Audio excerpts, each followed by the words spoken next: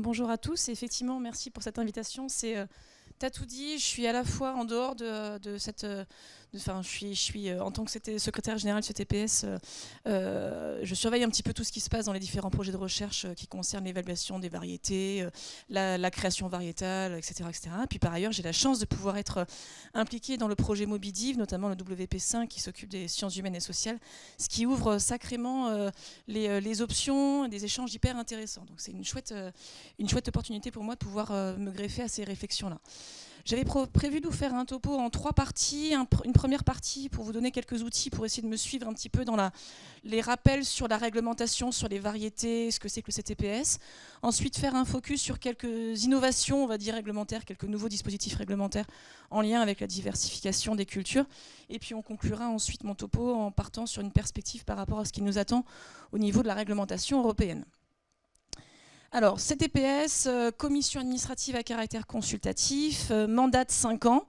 Chaque année, on mobilise plus de 800 membres qui sont officiellement nommés par arrêté ministériel. Donc cette année, je vais renouveler le CTPS. Donc je vous donne un petit peu quelques statistiques sur ce qui m'attend en nombre de courriers à adresser. Le CTPS reçoit chaque année plus de 1000 nouvelles variétés à expertiser, donc sur différentes espèces. On est sur les espèces agricoles aujourd'hui, mais on a des espèces légumières, des espèces fourragères, des espèces fruitières, on a même de la vigne et des espèces forestières. On s'appuie, donc nos sections techniques sont organisées par souvent groupes d'espèces, et puis on s'appuie aussi sur un comité scientifique sur lequel je reviendrai, parce qu'on compte pas mal sur lui pour pouvoir déplacer pas mal de points d'équilibre, en tout cas nous challenger dans notre réflexion. Notre feuille de route, c'est le plan SPAD, Semences et plants pour une agriculture durable, qui a été publié par le ministère en novembre 2021, qui a été préparé par le CTPS, qui est structuré en 4 axes que vous avez en bas de la diapositive. Ce qui est important de savoir, de retenir, c'est que, bon, déjà, il y en a un qui s'appelle diversité, donc je pense qu'on est pas mal pour aujourd'hui. Deuxième élément important à retenir, c'est qu'en fait, contrairement à d'autres plans qu'on avait jusqu'à présent construits de manière très technique, en partant des axes, cette fois-ci, on a essayé de se projeter en prenant un peu plus de recul et en se disant, bon Dieu, mais finalement, la partie variété, semences et plants, à quoi elle peut servir dans ce vaste monde? Et elle peut servir en appui à des objectifs de développement durable. Donc on s'est focalisé sur une série d'objectifs de développement durable. Là, en l'occurrence, il y en a un peu plus que 3 qui sont cachés derrière, qui sont en lien avec le changement climatique, avec la biodiversité et puis avec la production d'une alimentation saine, sûre et durable. Et puis ensuite, on a essayé de voir, d'expliquer ce qu'on était capable de faire et ce vers quoi il fallait se projeter. Pour les curieux, vous pouvez trouver ce plan ministériel dans tous les bons moteurs de recherche Internet. L'autre élément qu'il faut que vous ayez en tête, c'est qu'on s'appuie sur un comité scientifique que vous avez vu dans l'organigramme, ce qui est extrêmement important pour moi parce qu'on compte sur ce comité scientifique pour éclairer les travaux soit du comité plénier et des sections du CTPS, soit du ministère de l'Agriculture. Donc dans cette dernière mandature, la 2019-2024, on a mobilisé le comité scientifique sur 3 saisines. La première qui était en déclinaison, justement en éclairage de ce lancement du plan SPAD. Qu'est-ce que ça veut dire concrètement pour l'évaluation des nouvelles variétés? Donc il y a eu une première saisine qui a été publiée en lien avec les variétés et l'agroécologie. La deuxième saisine, elle était beaucoup plus à l'initiative du ministère de l'Agriculture. Vous le savez, il y a une rénovation en cours de la réglementation européenne sur l'édition des génomes. Et donc, le ministère de l'Agriculture avait sollicité le comité scientifique pour éclairer ses travaux lors de la phase d'élaboration de cette fameuse réglementation européenne sur les nouvelles techniques d'édition du génome.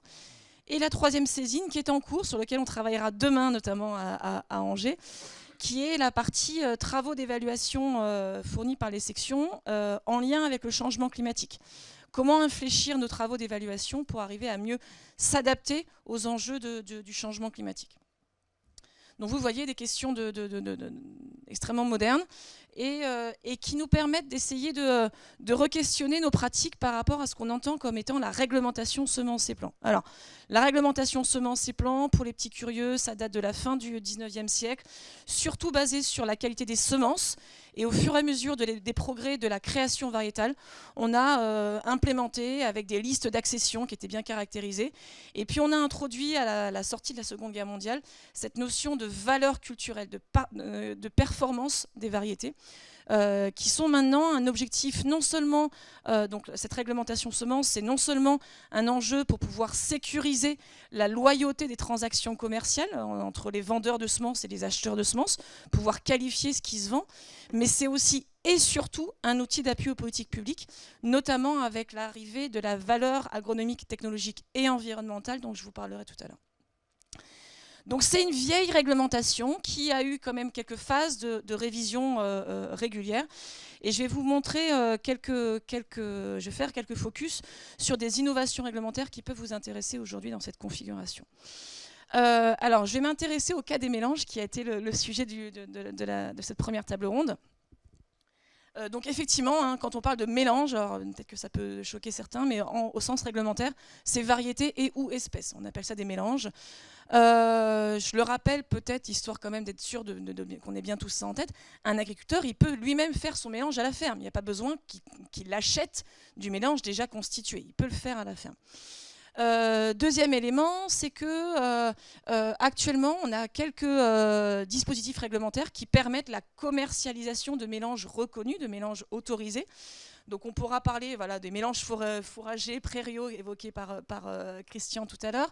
Il y a des dispositifs un peu particuliers pour la préservation de l'environnement naturel. On a un cas antérieur à la notion d'hybridité chez le colza qui existait.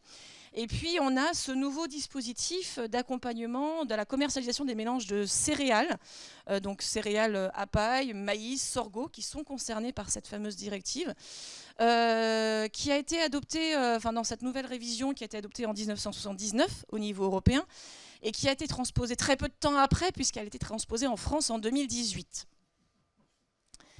Qu'est-ce qu'on trouve là-dedans? On trouve que dans ce fameux arrêté de juin 2018, on nous explique qu'on est capable d'autoriser des mélanges de plusieurs espèces de cette fameuse directive qui concerne donc les céréales à paille, mais aussi le sorgho et le maïs, je le rappelle, à condition que, quand on parle de mélange de semences de variétés d'une même espèce, ce mélange contribue de manière efficace à la réduction de la propagation des organismes nuisibles. C'est dans le texte de l'arrêté français.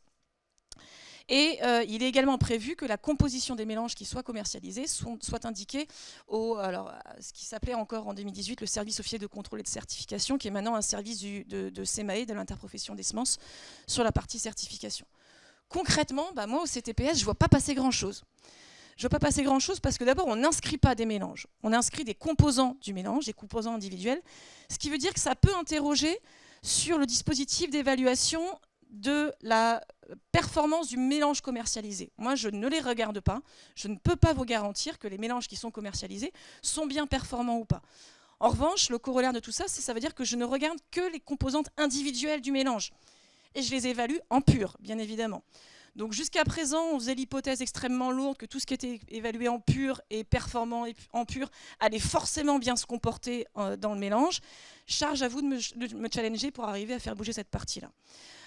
Pour votre information, je vous cite le rare cas. J'ai mis un S à rare, mais je ne suis pas très sûre qu'il y en ait un.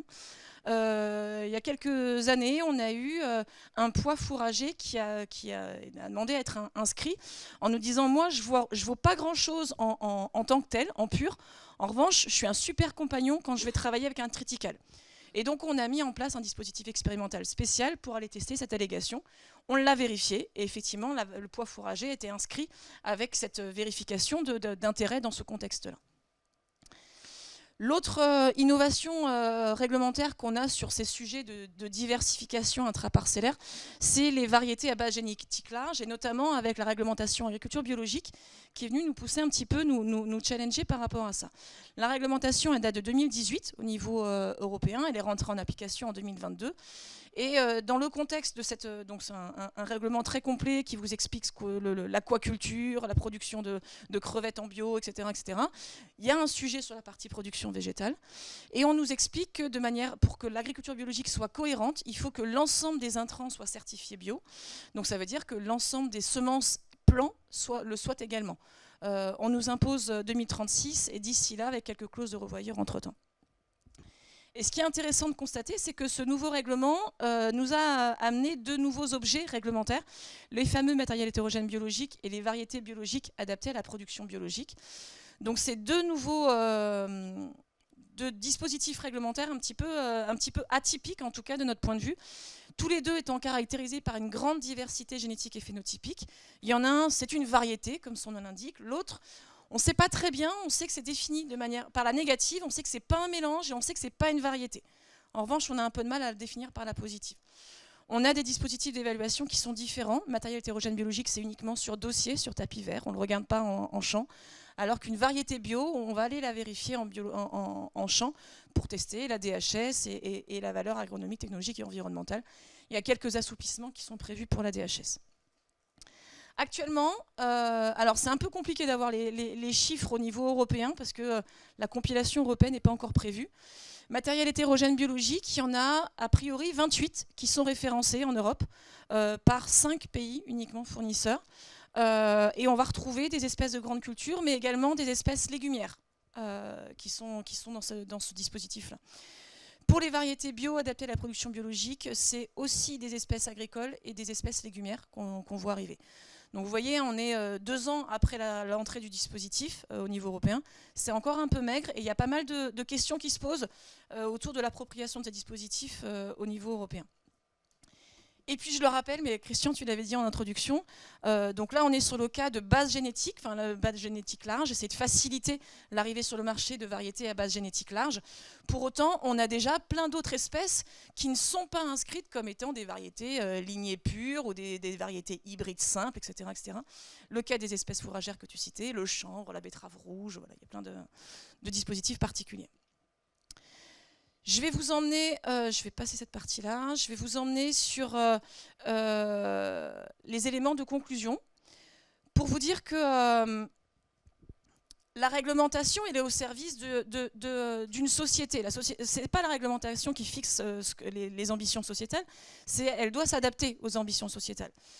Donc si on est poussé par les résultats de la recherche publique, l'innovation apportée par la recherche privée, les demandes sociétales, les attentes des agriculteurs et les ambitions politiques, alors on va fixer notre cible et on grimpera l'escalier. On va mettre un peu de temps, mais on va le grimper. Donc on a besoin de ce moteur-là. Donc continuer de nous challenger, continuer d'apporter des réflexions, des attentes pour nous faire bouger par rapport à la réglementation. Et vous dire quelques mots sur cette fameuse évolution de la réglementation européenne dont je vous parlais. Donc elle est à l'initiative des États membres qui ont demandé à la Commission européenne en novembre 2019 de revoir sa copie sur cette fameuse réglementation très ancienne, morcelée sous forme de directive. La Commission a travaillé et nous a fourni sa copie en juillet 2023. Et maintenant, les États membres discutent en configuration Conseil et au niveau du Parlement européen. Et quelques évolutions qui sont proposées dans ce texte-là qu'il faudra surveiller dans le contexte de la diversification des cultures. On voit apparaître des sujets autour de l'enregistrement des mélanges qui sont clairement beaucoup plus apparents que dans la réglementation actuelle, non seulement pour les céréales, mais aussi pour l'ensemble des espèces agricoles et l'ensemble des espèces légumières qui seraient couvertes par cette partie-là. On voit arriver une proposition de discussion d'un matériel hétérogène non biologique, ce qui n'était pas le cas jusqu'à présent. Un renforcement de la valeur culturelle d'utilisation durable, qui est la terminologie pour la VATE, la valeur agronomique, technologique et environnementale. Et puis un sujet autour de l'extension des espèces qui seront couvertes par cette réglementation pour pouvoir fournir du matériel, des semences et de la génétique qui soient de qualité pour les agriculteurs.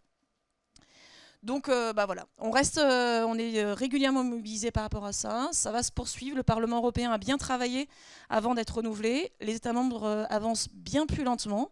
Et donc, on fournit nos copies régulièrement auprès du ministère pour qu'il mette ça en œuvre au niveau des discussions européennes. Et je m'arrête là avec mon intervention.